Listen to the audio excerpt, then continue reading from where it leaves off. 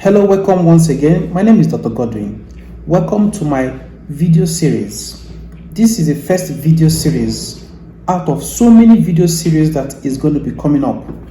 I want you to try as much as possible to subscribe, hit the notification bell to all my social media handles so that you will be kept abreast of the coming videos.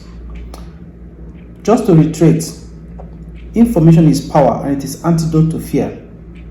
And if you are informed, you will never be deformed. But if you lack information, you'll be deformed. The Holy Book says that my people perish because of lack of knowledge. There's a quantity of information you will have. You will not pray too much. Because I believe that God has provided us with all the knowledge, wisdom, for us to be self-sufficient. But most times, when we lack knowledge, we find ourselves in difficult situations of confusion. When we lack knowledge, we find it difficult to create a path towards our desired success or destination. Many people today are languishing, many talents are wasting today because of lack of knowledge. Do you believe that you alone is responsible for what happens to you? The decisions you make, you alone is responsible. Where you are today, it's by your own making. Yes, by the special grace of God that we are where we are today. But God has given us that power. God has given us that ability. God has given us the will to decide our course. As we decide our course, He is there to guide us. But we must take that decision.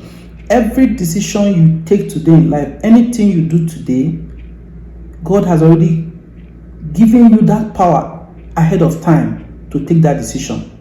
So what determines the decision you take is the quantity of information you have. Like my dad once told me, and I will always remember that no man is a repository of knowledge.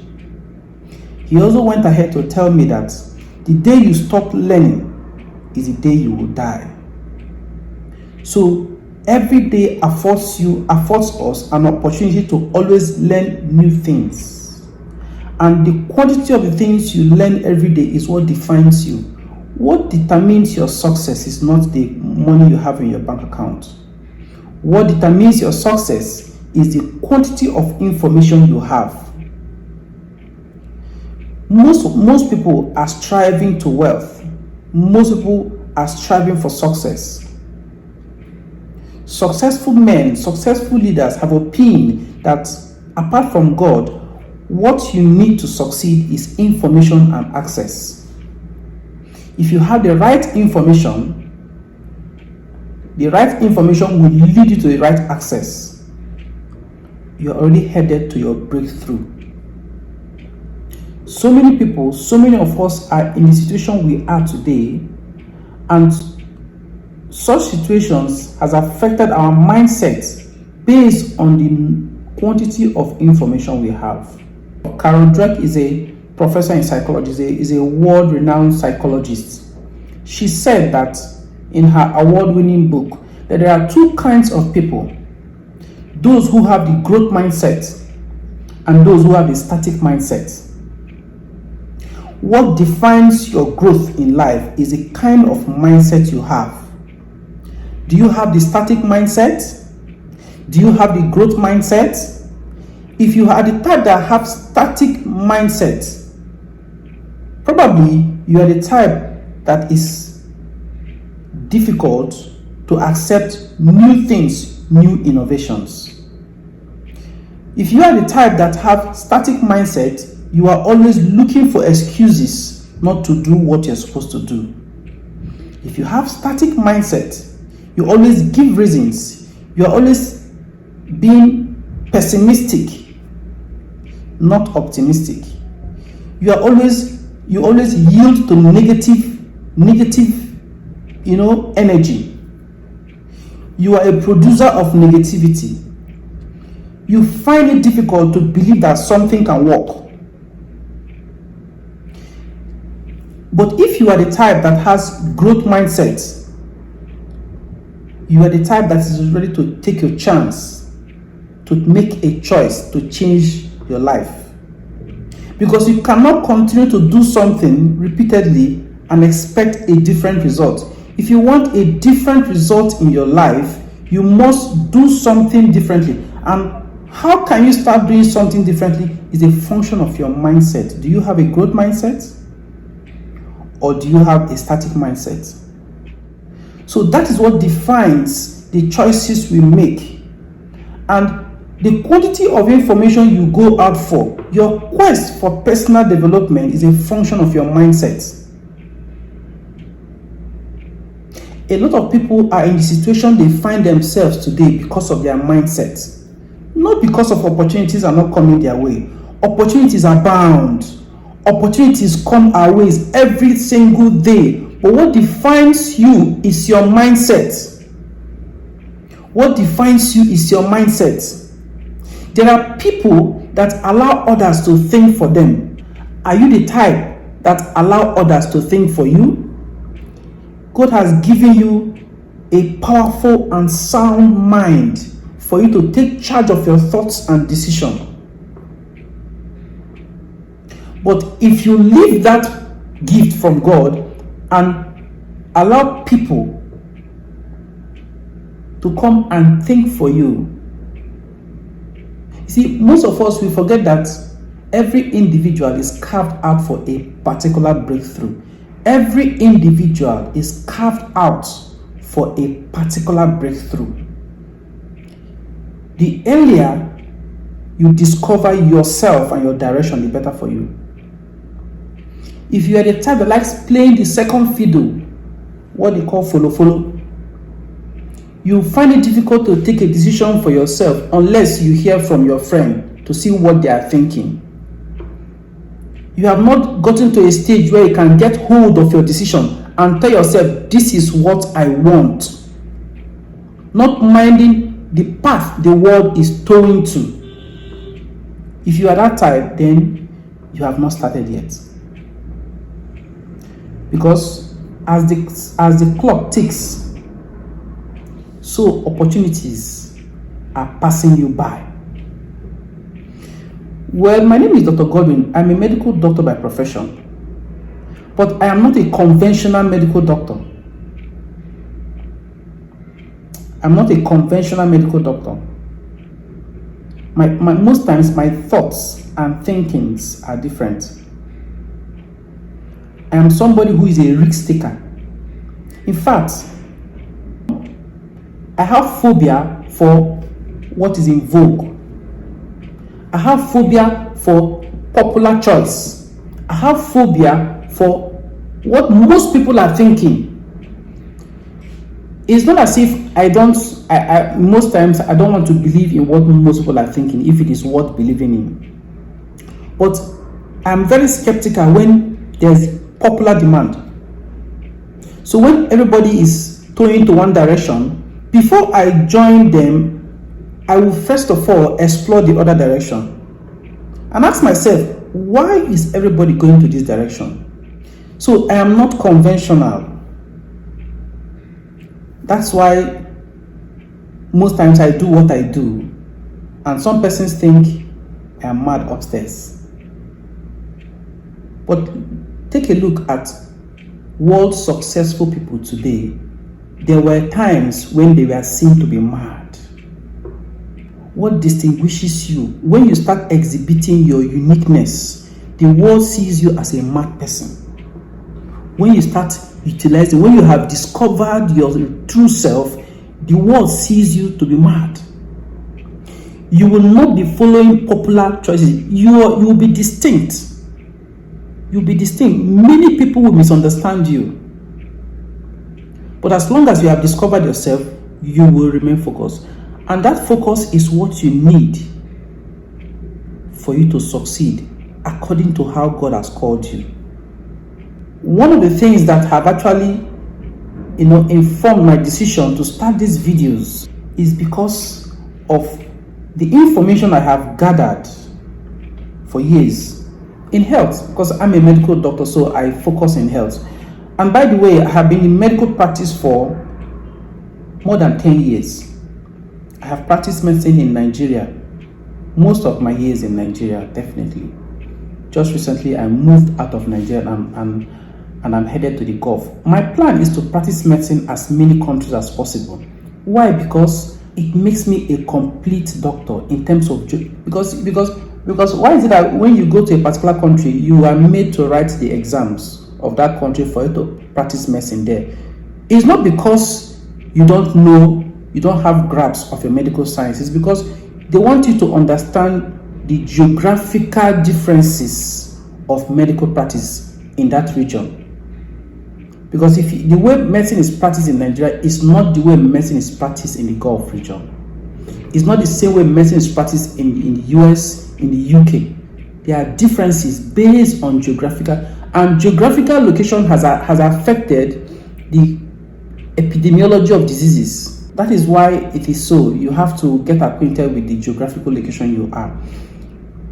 So that is my vision. And I am also somebody who cares about others. You see, when I talk about care, I'm somebody who, if I have passed through a road and I have seen difficulty in that road, it is my natural being to make sure that others who are coming will not pass through what I passed through. I don't even know whether they must not be my family members. Some people, it is only for their family members. No.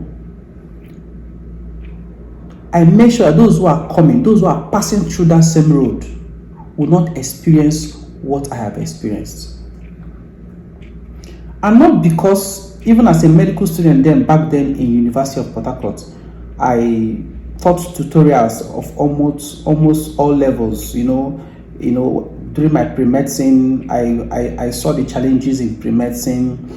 By the time I got to 100 level, I saw how, of course, I saw pre-medicine students who have been enrolled, and I know what I passed through, and I know that information is key. So I had to give them information. How? By organizing tutorial classes for them.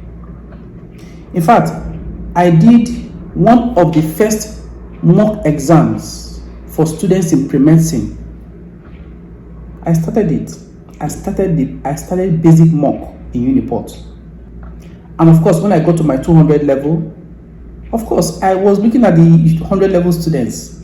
These guys need information. How do I help them? You have passed through that stage. Can you give them information? Because most times, what keeps you away from manifesting your true self could be information. So I give information by organizing tutorials. Apart from the fact that teaching or lecturing is something I enjoy doing, but I also cared for the welfare of those colleagues, my colleagues who are coming on board. When I got into 300 level, I did same for 200 level students. When I got into 400 level, then they were preparing for their first MBBS exam. What did I do? I played an active role in organizing, teaching, tutoring the students to make sure they pass their first MBBS exam.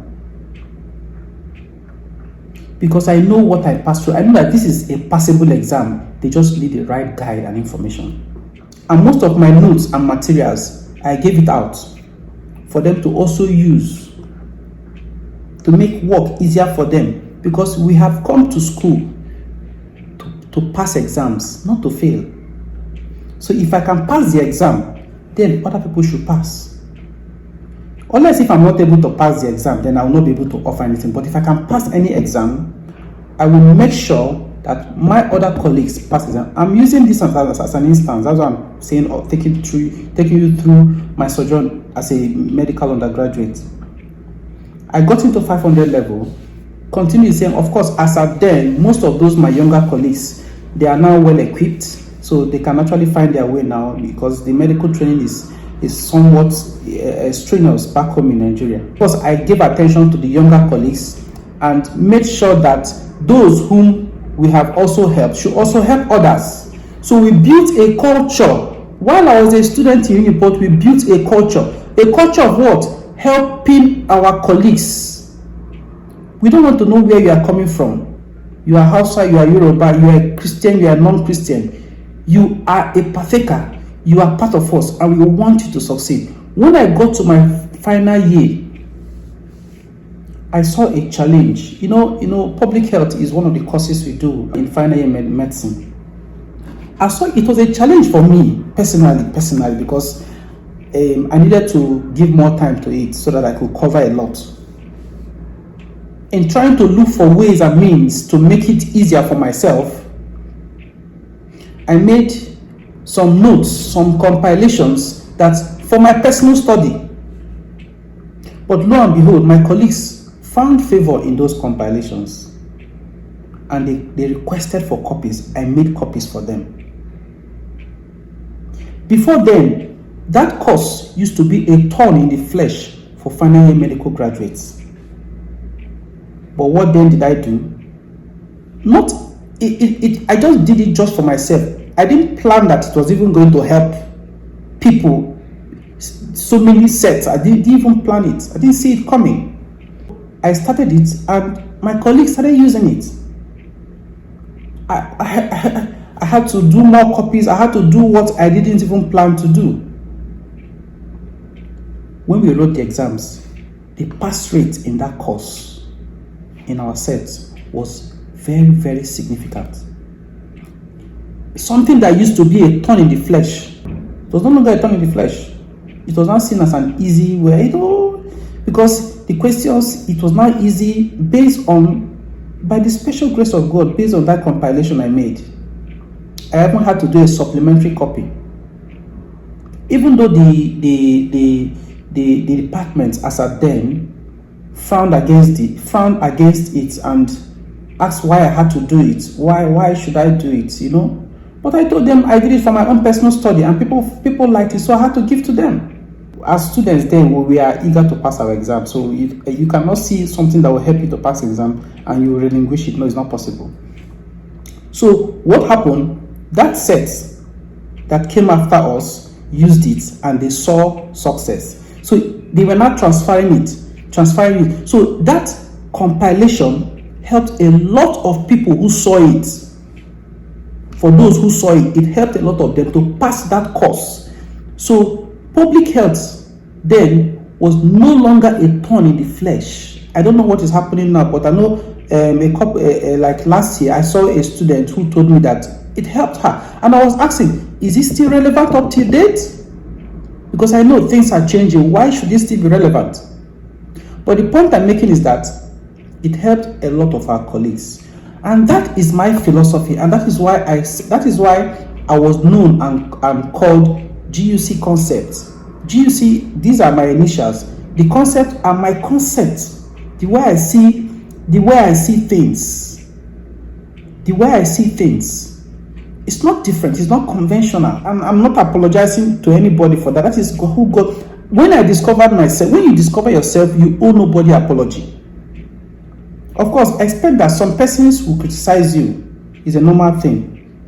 Some persons will not criticize you, but it doesn't change who you are. It doesn't deter you from your destination, as long as you remain focused. So it is important for us to understand the kind of person I am, so that when I start my videos and my Facebook lives, you can connect the dots. You'll be able to relate with me when I give some one or two experience, share my own experiences about health and about what should be obtainable. For example, I am an advocate of intermittent fasting. I'm just giving for example. It will come up in my subsequent videos. We'll talk about intermittent fasting and how intermittent fasting is very good for your health, our health, and why we have a lot of diseases today because people are not doing intermittent fasting. Intermittent fasting could come in different forms. Like I said, like I usually tell people, I am not a fan of 3 square meals. Breakfast, lunch, and dinner. I am not a fan of it. The highest I can go is just 2. Either breakfast or dinner, or breakfast or lunch or dinner. 3 is too much. That extra one is stored somewhere, and that is where all the genesis of hypertension, diabetes, obesity, bad cholesterol, heart problem come from. The extra meal that makes it 3. There may be no scientific proof to this. It is It is just a hypothesis. But tomorrow, who knows? There could be a scientific proof. 3 square meals, even up to 4, is for children, those who are growing up. Because as the child grows up, the child needs a lot of food, a lot of calories, a lot of proteins to build the body, to develop the organs, develop the brain, develop every part of the body. But not for an adult who is 20 years and above. Not for an adult, because at the age of 20, most organs, most systems approaches full maturation. The woman who wants to start menstruating would have started menstruating. The man who is developing pubic hairs would have started developing, the male organs fully developed. Why are you still on 3 square meals? Why we have people who are struggling to have 1 meal a day? Why not donate that extra meal to people who need it? You see, part of the world's problem today is greed. Part of the world's problem is greed. Part of the world's problem is greed and pride. That is, in fact, why should I even say part of the world? It's a major problem the world is facing. Because greed and pride fuels power. People want to be relevant here and there, forgetting that tomorrow the ground will swallow us. And all the power, all the pride, all the accumulations will be nothing to write home about. So those who need to be eating 3 times a day are children, growing young people who are growing. Not adults. I will also talk about the concept of body mass index, because if your body, we take things for granted because these things don't have immediate effect. That's why we take them for granted.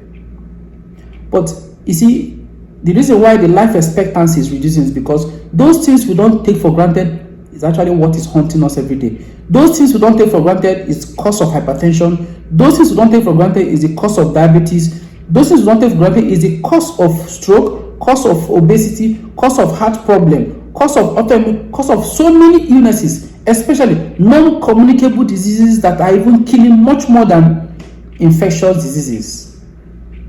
Those things we take for granted, because we take them for granted because it doesn't have an immediate effect.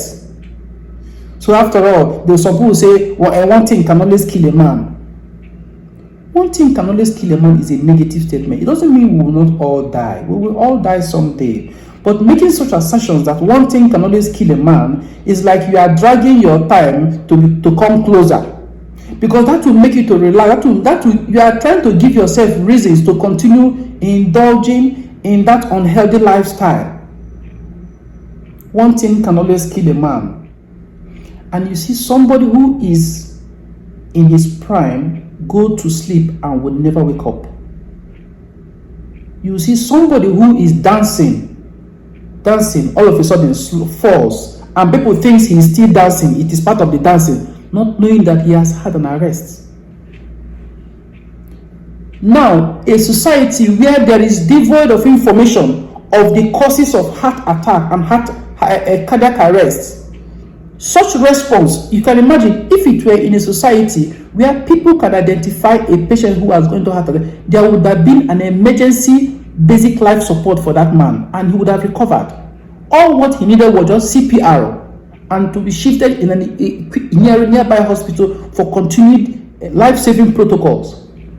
But it was not there because those who were there lacked the information, so they couldn't give that service. I will prefer Facebook Live because it will give me an opportunity to take people's questions, because I want to clear a lot of doubts, a lot of myths, traditional, social, local, religious, that is making people to die today because of health. The Bible says, my people perish because of lack of knowledge. It's because the knowledge has already been there. We should go and seek for the knowledge. It is not praying too much.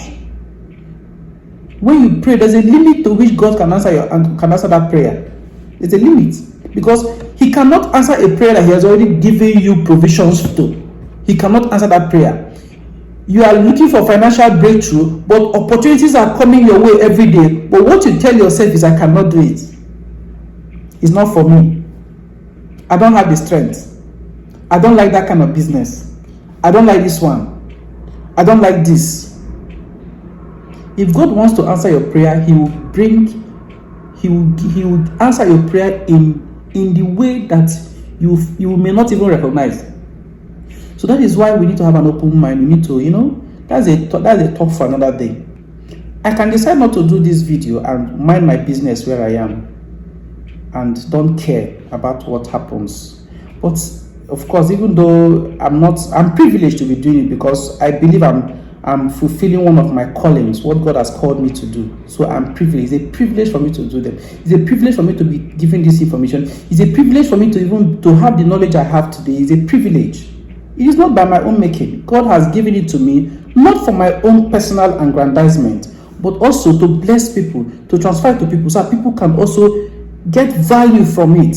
While I worked in some hospitals in Nigeria, I noticed that there are some patients, after I finished seeing them,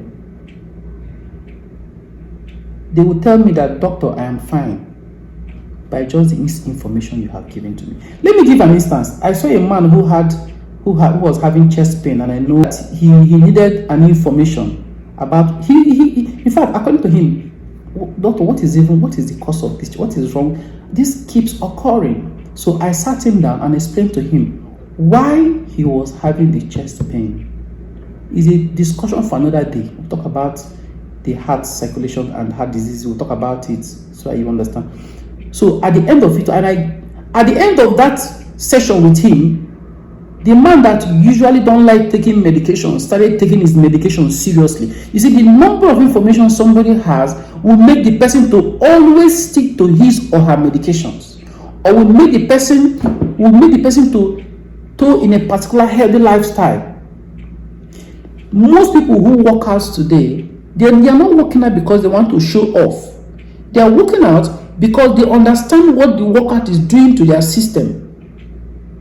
But if your doctor has recommended exercise, physical activity for you, and you don't understand why you should do it, when I mean understanding, in-depth knowledge of why you should do it, you will definitely be reluctant to do it.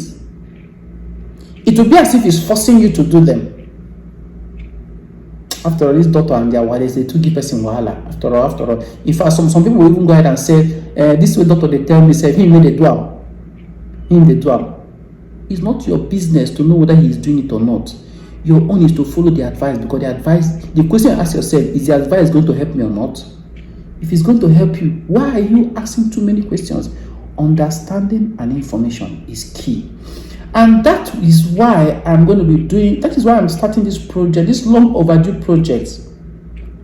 So I thank God for the opportunity. I thank God for giving me health. I thank God for giving me life. I thank God for giving me the resources to do this. And please, I would want you to subscribe, turn on the notification bell, my YouTube channel, my Instagram account, Facebook, my Facebook pages, the Balance Your Health, and the one that bears my name. Try as much as possible, not just being part of it, share for your colleagues, because you may not have this knowledge to give to your colleague, but if you can share the video to them and they watch it, they will thank you and will be blessed. Let it go viral, because I'm going to be doing something that has never been done before. And if you stick with me, if you follow me, then you will get real value. I'm going to be going deep. You need to understand why you need to take charge of your health. Of course, medications are only meant when you are sick, but there are some preventive health intake things that can supplement your health that you can also take. The ones I know will benefit you. I will advise you. Now, there are a lot of food supplements around, but you need to hear from a doctor the one that you should take. You need to hear from a doctor and why you should take them. We'll talk about that later, because I'm a doctor who believes in food supplement, but not all food supplements, because I know the ones approved. That's the one I believe in. Join me as I embark on this journey, and I promise you, your life will never remain the same. You are far from me, but you will feel my impact greatly. Thank you very much. My name is Dr. Godwin. I remain your host. I remain your servant. I remain your counselor, your health counselor. I remain your health teacher. I remain your confidant, because you can share your problems with me, maybe privately. I will help you. to the extent to which I can from where I am. Thank you very much, and hope to see you in my Facebook Live, in my videos, and I hope to see you maybe one day, maybe one day we can meet one-on-one, face-to-face. Thank you very much, and have a nice day. Bye for now.